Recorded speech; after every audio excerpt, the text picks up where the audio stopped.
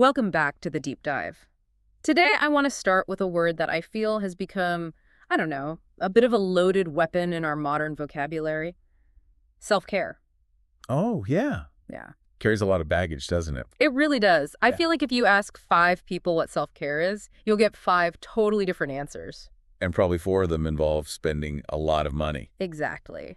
We think of it as this luxury product, the expensive spa weekend or a yoga retreat where they take your phone away, Right. or just, checking out of reality for a week.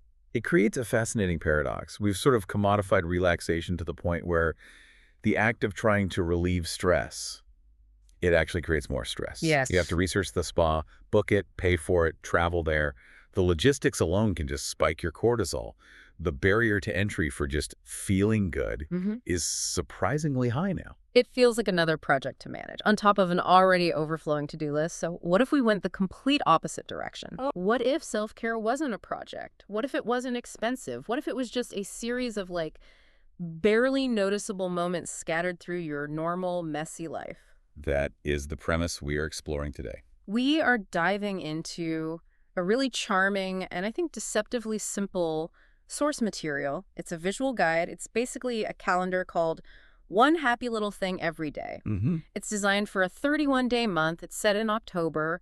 But honestly, the logic here could apply to any month of the year. And while it looks like just a cute illustrated checklist on the surface, when you start to peel back the layers, which is what we're about to do, you realize it's a very clever application of behavioral psychology. Oh, interesting. It's built on a concept called behavioral momentum. Okay, before we get into the science, I have to set the scene visually for you. The whole calendar has this recurring character, a young woman just going about her life. Right.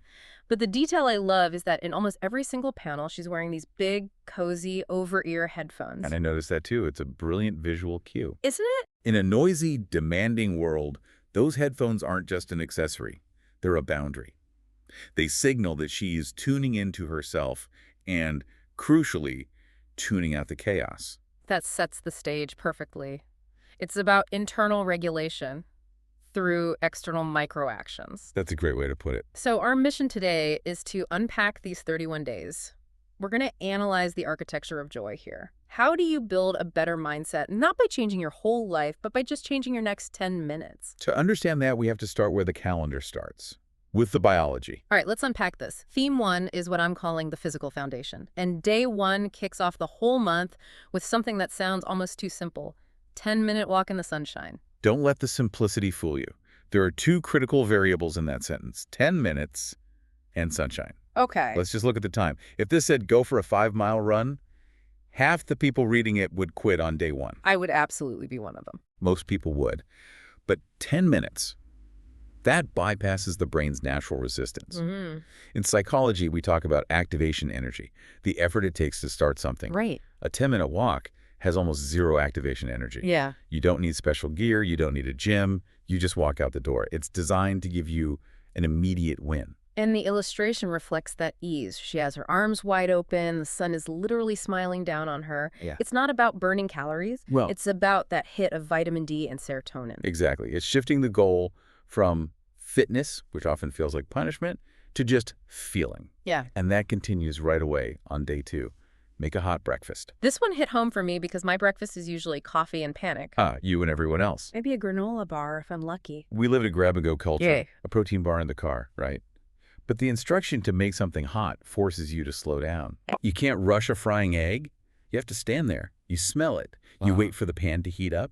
It engages the parasympathetic nervous system, the rest and digest mode, before you even take a bite. The drawing shows her just staring at these eggs in the pan with this look of pure affection. It's taking a biological need eating and turning it into a ritual.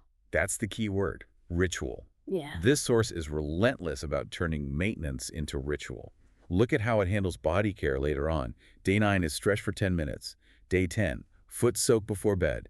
Day 13, facial massage. I love the foot soak illustration. She's sitting there, steam rising up, little bottles of essential oils next to her. It looks so cozy. But you're right, none of this is exercise in the traditional sense. No, it's about thanking the body. Yeah. A lot of self-improvement content treats the body like a machine to be tuned up or pushed. Right, something to be fixed. Here, the body is treated like a friend you're taking care of. It's restrictive. It's arguing that physical tenderness is a valid form of productivity.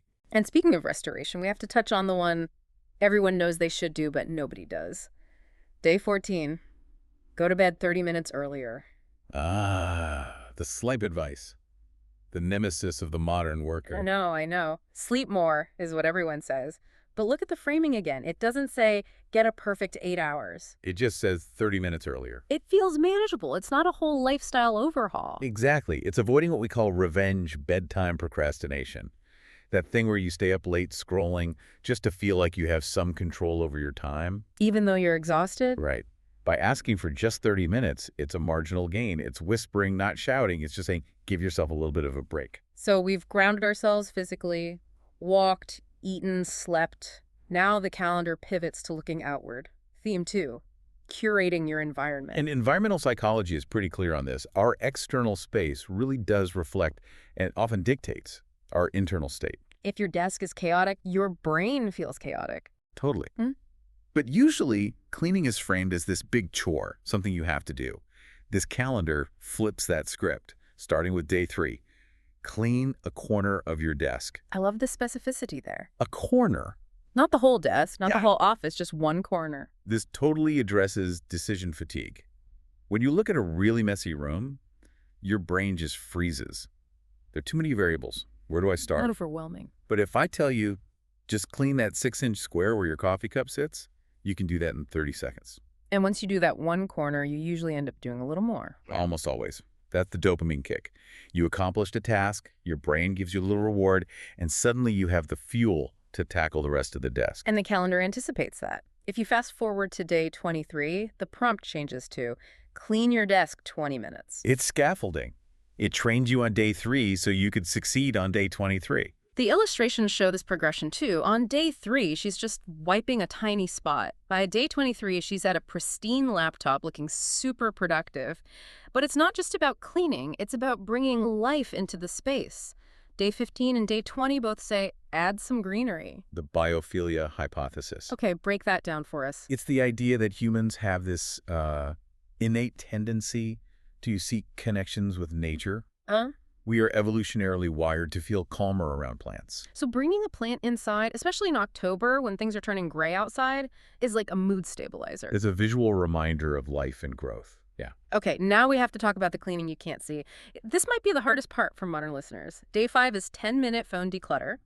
And day 17 is half day without social media. Digital hygiene. It's becoming just as important as brushing your teeth. I noticed that day 17 is the only time it asks for a half-day commitment. Everything else is in minutes. That tells you how hard it is. Disconnecting is hard. But look at day 5, the phone declutter. The illustration shows her surrounded by little X icons deleting files. Right. We hoard so much digital junk screenshots, old emails, and it creates this subtle, low-level anxiety. Clearing it out is surprisingly freeing. And speaking of anxiety, day 19 hit me hard. The prompt is, finish one small task you've been putting off. The anti-procrastination day. The illustration is just her pointing to a checklist with a big check mark, and she looks so relieved. We all have that one thing. Yeah. Mailing a package, replying to that one email, that takes 5 minutes, but we've dreaded it for 5 weeks. There's a psychological concept, the Zeigarnik effect, which says your brain remembers uncompleted tasks better than completed ones. It keeps an open tab running in the background. That's a perfect analogy. And it drains your battery. Closing that tab, even a small one, frees up a massive amount of mental energy. It's like your whole computer suddenly runs faster. Precisely. So we've decluttered the desk, the phone, the to-do list. Now we have to look inside. This brings us to theme 3, mental and emotional nourishment. This is where the idea of microjoy really shines. It asks you to change your perspective on what happiness even is. Day 4 is the perfect example. Write down 3 little joys from today. Now, usually with gratitude journals, people write big things. I'm thankful for my health or my job. Right, the big stuff. But the source text here gives very different examples. In the illustration, her notepad says, 1, soft fluffy dog. 2, delicious toast. 3, sunny window nap. Soft, fluffy dog. It's so trivial, but it's so delightful. But it's not trivial. That's the brilliance. It retrains your reticular activating system, the part of your brain that filters information. If you tell your brain to look for fluffy dogs, you start scanning your environment for positives. Instead of scanning for threats or annoyances, which is our default. Exactly. You stop waiting for the promotion or the wedding to be happy. You find happiness in the texture of the toast. I love that. Now, while day 4 is about finding joy, day 28 is, well, it's a bit of a splash of cold water. Review 3 expenses you regret this month. I can see why that one stands out. It feels like a downer in a happiness calendar. Totally. Why are we thinking about money mistakes? Isn't that just going to make me feel guilty? Not if you frame it right. Financial stress is one of the biggest barriers to mental peace. This isn't about shame, it's about awareness. It's what we call the ostrich effect. Burying your head in the sand. We do that with negative financial info. This prompt forces you to pull your head out. It's an act of self-care for your future self. Okay, that makes sense. It's the vegetables of the calendar. Maybe not as tasty as the autumn drink, but necessary. Yeah, and speaking of growth, we also see intellectual nourishment. Day 8 is read for 20 minutes, and day 24 is first step to learning a new skill. I want to highlight that. First step. Right, not learn a language. It just says first step. Maybe that's just Googling a class. Yep. Or buying the knitting needles. Again, lowering the barrier so you actually start. Moving on to theme 4. Connection, solitude, and ritual. This calendar does a real dance between being alone and being with others. It strikes a really healthy balance. Day 6 is go on a solo date, and the illustration shows her with a milkshake in a cafe looking totally content. Which is terrifying for some people, eating alone in public. It can be. But the ability to be alone without being lonely is a crucial life skill.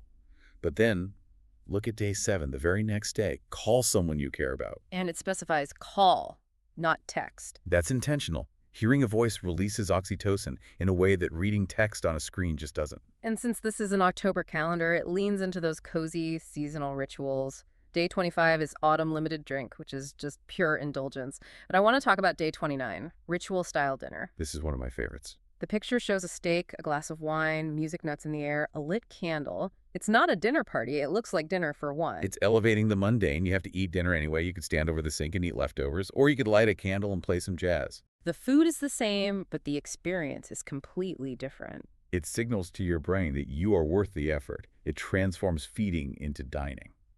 There's also that unnumbered panel that fits here. Do housework while listening to music. The character is vacuuming, but she's dancing. That's a classic strategy called temptation bundling. You take a task you dislike vacuuming, and you bundle it with something you love, your favorite album. Suddenly the friction is gone. You might even look forward to it. You might. Okay, we have covered the physical, environmental, emotional, and social, but we need to zoom out. We need to look at the bottom of the day 31 page, because this isn't just a list, it's a game. This is the gamification layer, and it's why this calendar actually works. Mm. At the bottom, there is a monthly self-assessment. It asks you to score yourself from 1 to 5 on categories like sleep, exercise, organizing. It turns the fuzzy feelings of self-care into hard data. But the part I love is the small rewards list. They define the prizes. This is so crucial for motivation. If the reward is vague, like I'll treat myself, it's not compelling. But here, they're specific. So a 7-day streak gets you a small bouquet of flowers or your favorite drink. Manageable, immediate gratification. In a 21-day streak, you get a scented candle or a small ornament. A little bigger. And for the full 31 days, a gourmet meal. Think about the psychology here. We are moving from intrinsic motivation to extrinsic motivation. Break that down for us. Intrinsic is, I want to clean my desk because I love cleanliness. That's hard to sustain when you're tired. Okay. Extrinsic is, I want to clean my desk because I want that scented candle. The reward system bridges the gap. It keeps you going when your willpower is low. You're doing it for the streak, for the prize. It's the Seinfeld strategy, right? Don't break the chain. Exactly. And eventually, after 21 or 31 days, the habit itself starts to feel good. But the rewards get you through that startup phase. It's also interesting how it handles the future. Day 21 is plan a short trip, and day 31 is a little surprise for November. It's forward-looking. The illustration for day 31 shows her looking at a November calendar with a new goal. Walk 1 week. Which implies this 31-day deep dive wasn't the end. It was just the launch pad. That's the mission we talked about. It's not about fixing your life in October so you can coast through November. It's about building the toolkit so you can handle November better. So what does this all mean for you listening right now? We've looked at 31 days of happy little things. We've seen the power of headphones and hot breakfasts and fluffy dogs. I think the biggest takeaway is the scale. We often wait for permission to be happy. We wait for the vacation, the weekend. This source argues you can manufacture joy on a Tuesday morning by making a piece of toast and just paying attention to it. It's the rebellion of the microjoy. It's saying, my job is stressful, I have a million deadlines, but for these 10 minutes while I soak my feet, I am at peace. And critically, it validates the boring stuff as self-care. Cleaning your desk is self-care. Reviewing your expenses is self-care. It rebrands adulting as acts of love toward yourself. I have to ask, of all the days we discussed, which one sticks with you the most? For me, it's actually a little fill in the blank at the very bottom of the last page. It says, the thing that made me happiest this month was A. And what I want to continue next month is... What I want to continue. That is the most important part of the whole document. It asks for continuity. It transforms a temporary challenge into a permanent lifestyle change. It makes you pause and say, hey, that 10-minute walk really worked for me. I'm keeping that. That is powerful. For me, I'm still stuck on day 4, soft, fluffy dog. It's just so pure. It reminds me that if you keep your eyes open, the world is constantly offering you these little gifts. You just have to write them down. It filters your reality. If you look for problems, you find them. If you look for fluffy dogs, you find them. So here's our challenge to you. You don't have to wait for October. If you had to make your own calendar starting tomorrow, what is the one thing you'd put on day 1 to start your momentum? What's your version of the 10-minute walk in the sunshine? Is it drinking a glass of water before coffee? Is it reading 2 pages of a book? Find that one happy little thing. Put on your metaphorical headphones, block out the noise, and just do it. Thanks for taking this deep dive with us. Go find your fluffy dog. See you next time.